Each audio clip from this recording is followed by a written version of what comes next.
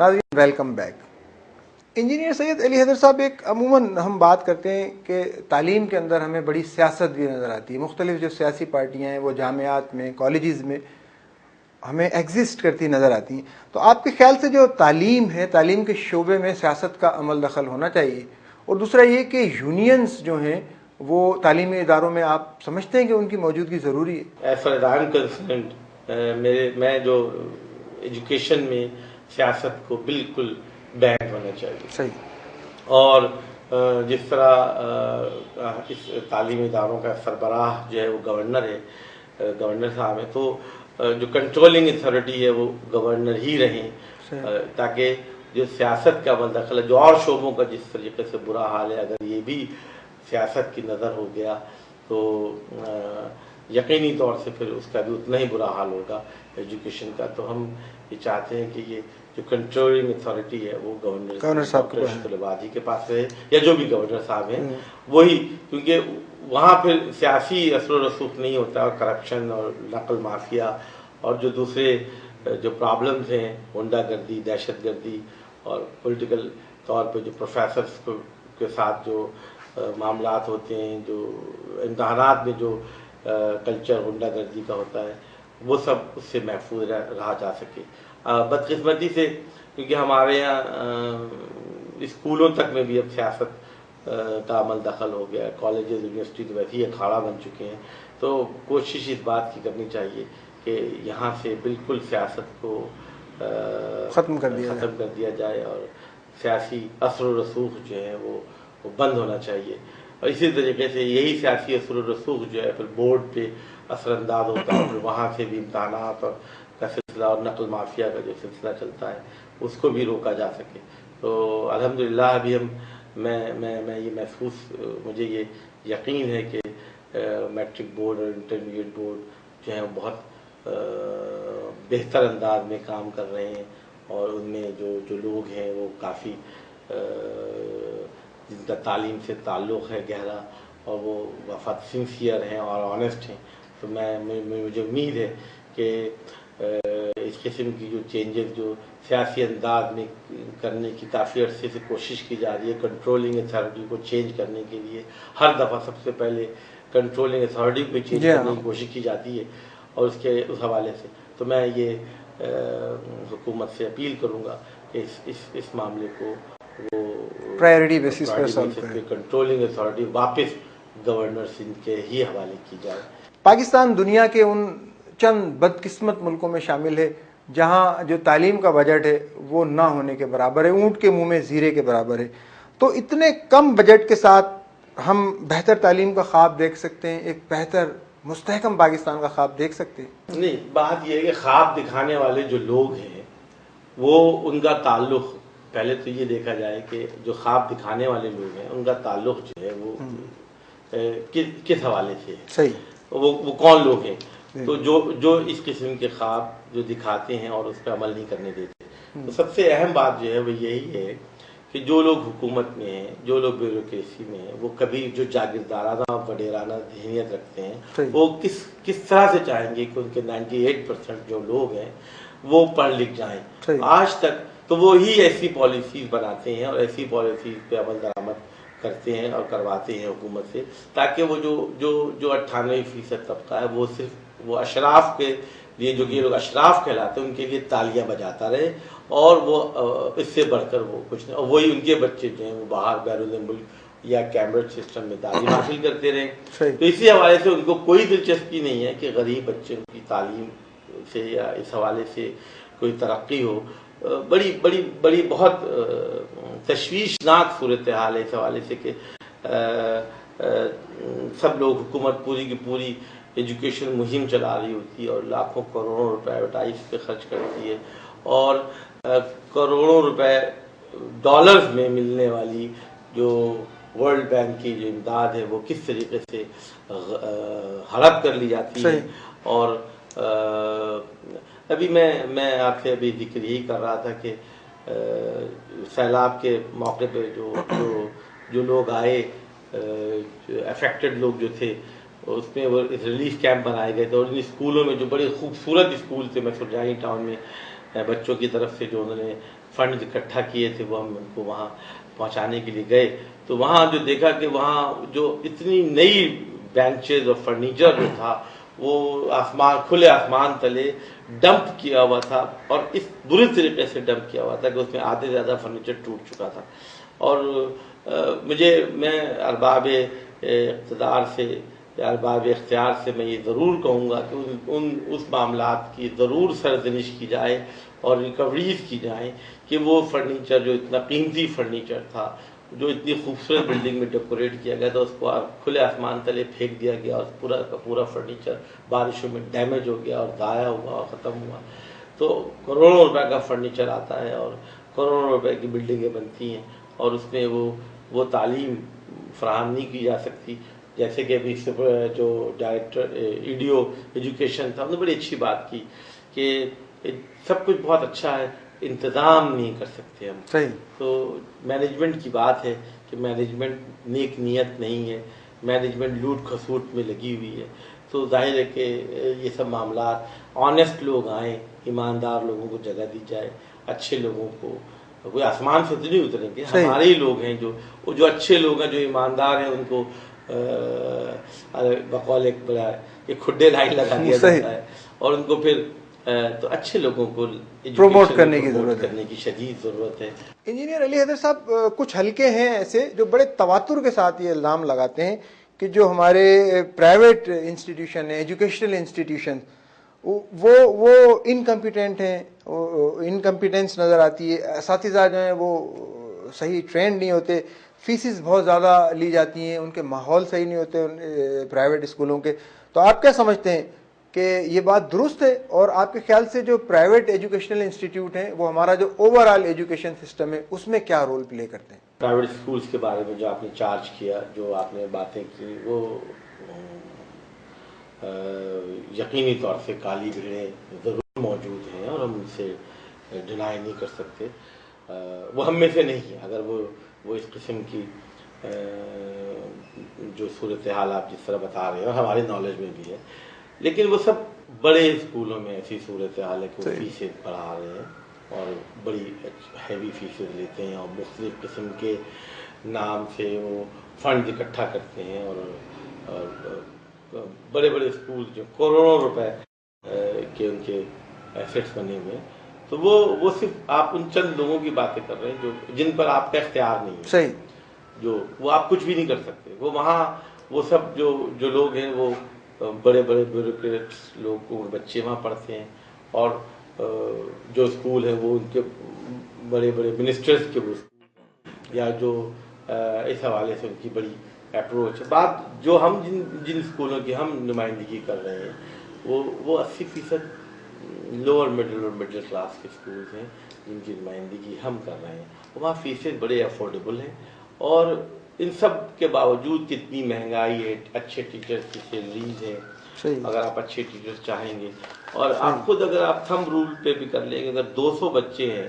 ایک چھوٹے سے اسکول میں، 200 بچوں میں اگر آپ کی 500 روپے فیس ہے تو 1 لاکھ روپے آپ کی فیسیں آ رہی ہیں، جس میں سے جو فیسیں آتی ہیں وہ بھی 80% فیسیں آتی، 20% نہیں آتی ہیں. تو سمجھ لیجیے کہ 80,000 روپے میں آپ ٹیچرز کو کتنے سیلری دیں گے، وہ بلڈنگ کا رینٹ کہاں سے دیں گے، 10-11 ٹیکسز ہے وہ کہاں سے دیں گے آپ. تو یہ ایک بڑے 500-600 روپے کے اسکول میں یہ سب اتنا سب کچھ. ہم اسی لیے آپ سے پہلے بھی کہا کہ گورنمنٹ کو چاہیے کہ وہ ان کو سبسڈی فراہم کرے اور کمرشل ٹیکسز کو ہٹایا جائے، اور ان سے صرف ان کو بلکہ اس حوالے سے ان کو بینیفٹ دیا جائے. اور جو فیسز میں اضافے کی بات ہے وہ کم از کم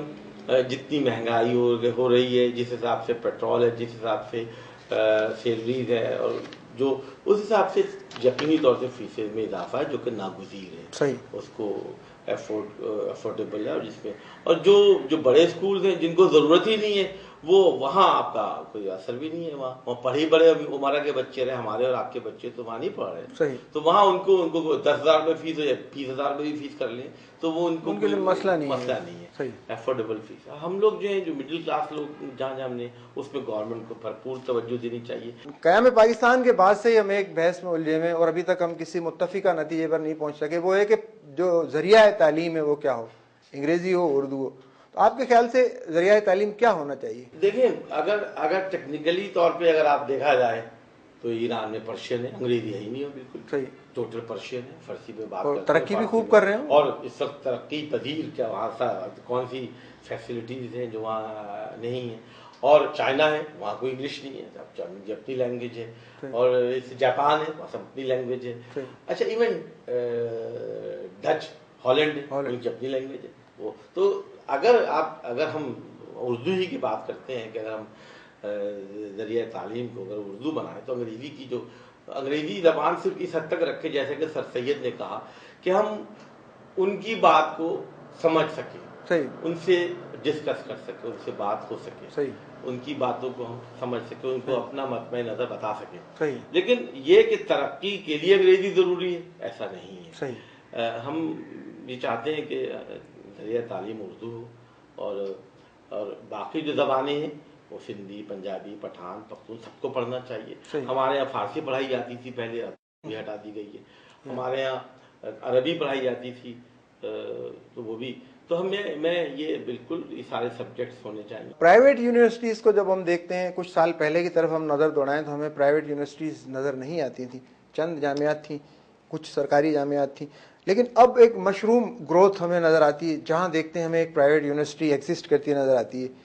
آپ جو یہ پرائیویٹ جامعات ہیں، نجی شعبوں نے جو جامعات بنائی ہیں، ان کے معیار سے مطمئن ہیں؟ اور اسی میں ایک ضمنی سوال میرا یہ ہے کہ جو ہمارے تعلیمی ادارے ہیں ان کو پوری دنیا میں بیشتر تعلیمی اداروں کی جو اسناد ہیں، جو ڈگریاں ہیں، ان کو ریکگنائز نہیں کیا جاتا. یہ کیا ریزن ہے؟ آپ نے ابھی دیکھا کہ جو جعلی ڈگریوں کا جو سلسلہ نکلا، جس سے ہماری ملک کی کتنی بدنامی ہوئی ہے. جب وہ سب جب ہم اپنے پاکستان میں اس کو ریکگنائز نہیں کر سکتے تو آپ بیرون ملک کی آپ کیا بات کر رہے ہیں کہ بیرون ملک کو ریکگنائز کیا جائے گا. ہمارے ملک میں جو خود جو گورنمنٹ کی جو یونیورسٹیز ہیں ان کا بہت برا حال ہے. اس حوالے سے جس طرح ہم نے آپ سے مستقل ایک ہی بات ہو رہی ہے کہ نظام تعلیم یا تعلیم کے حوالے سے سیاسی جو اثر و رسوخ ہے اس کے ہاتھ کاٹ دیے جائے تو ہی آپ ایک اچھے صورتحال سے ایک ایجوکیشن سسٹم بہتر طور پر ڈیولپ کر سکیں گے، اور پھر دنیا پہ ریکگنائز کرے گی. نہ کرنے کی کوئی وجوہات نہیں ہوں گی. لیکن اگر یہی سسٹم رہا اور یہی صورتحال رہی اور یہی بدنامی رہی جس طریقے سے جعلی ڈگریوں کا جو صورتحال ہے، اور آج بھی آپ اب تو کوئی شعبہ نہیں بچا، وکلا سے لے کے ڈاکٹرز اور سیاستدان، آپ کسی بھی بورڈ کی ڈگری، کسی بھی بورڈ سے کسی بھی یونیورسٹی کی ڈگری آپ لے سکتے ہیں اور سب ریگولرائز ہوگی، سب آپ رجسٹر کروا سکتے ہیں، سب کچھ. اس طریقے سے منظم کاروبار جو ہے وہ پھیل چکا ہے تشویشناک حد تک. ابھی میں اس حوالے سے میں بڑا افسوس ہوتا ہے، بڑی شرمندگی ہے، اور ہم کہ ہمارے اسکول کا ہر بچہ جو ہے وہ اسکولوں کے بچے جو ہیں وہ مارک شیٹس لاتے ہیں، اور یہ بڑی تکلیف دہ صورتحال رہی ہے. اور انشاءاللہ ابھی مجھے یقین ہے کہ اس سال سے اور پچھلے ایک آدھ سال سے کافی بہتری ہوئی ہے کہ میٹرک کا بچہ میرے پاس آیا وہ فیل ہے مارک شیٹ لے کے، اور جب وہ نائنتھ میں جب میٹرک میں آ رہا ہے تو اس کے پاس جو مارک شیٹ آ رہی ہے وہ پاس مارک شیٹ کے ساتھ آ رہی ہے. انجینئر سید علی حیدر صاحب، فائنلی آپ ہمیں بتائیے ایک میسیج اگر آپ کو دینا چاہیں، اور آپ کیا امکانات دیکھتے ہیں جو پاکستان کا تعلیمی شعبہ ہے اس کے مستقبل سے، آپ پازیٹیو سمجھتے ہیں کہ آپٹیمسٹک ہیں اس کے مستقبل کے بارے میں، کیسا نظر آ رہا ہے آپ کو تعلیمی شعبے میں پاکستان کا مستقبل؟ میں آپ کو اس حوالے سے ایک میسج ضرور دوں گا کہ میں جب باہر تھا تو ایک میرا جو ڈچ جو تھا اس کے پاس ایک فوٹوگراف لگی ہوئی تھی جس میں ایک جو سارس ہوتا ہے وہ ایک مینڈک کو وہ نگل رہا ہے، اور وہ پورا مینڈک نگل چکا ہے، لیکن جو اس کے پنجے جو ہیں مینڈک کے وہ باہر پھنسائے ہوئے، وہ اس کو نگلنے نہیں دے رہا. تو آخری وقت تک اسٹرگل وہ کر رہا ہے مینڈک، اور سروائیو کر رہا ہے. تو میں اس حوالے سے میں یہ ضرور چاہوں گا کہ ہمیں امید ضرور رکھنی چاہیے، ایک انقلاب کی صورت ضرور ہونی چاہیے، ایک تعلیمی انقلاب آئے اور ریولیوشن ہو جس کو اور وہ اس وقت تک نہیں آ سکتا میں آپ کو اس بارے میں ضرور خوشنصیحت بتاؤں گا کہ وہ اس وقت تک نہیں آ سکتا جب تک کہ وہ 98% لوگوں کو ریولیشن نہیں آئے گا. وہ انقلاب جب ان 2% لوگ جب آپ ان کو ہٹائیں گے تو جا کے ان سیٹوں پر جب وہ 98% جو لوگ آئیں گے تو وہ پھر اس ایجوکیشن کے حوالے سے وہ اس کو بہت اچھے طریقے سے اس تعلیمی انقلاب ہوگا جو ہمارے اس ملک کے لیے اس قوم کے لیے یقیناً ایک بہت بہتری کی سمت گامزن ہوگا. لیکن انشاءاللہ ہمیں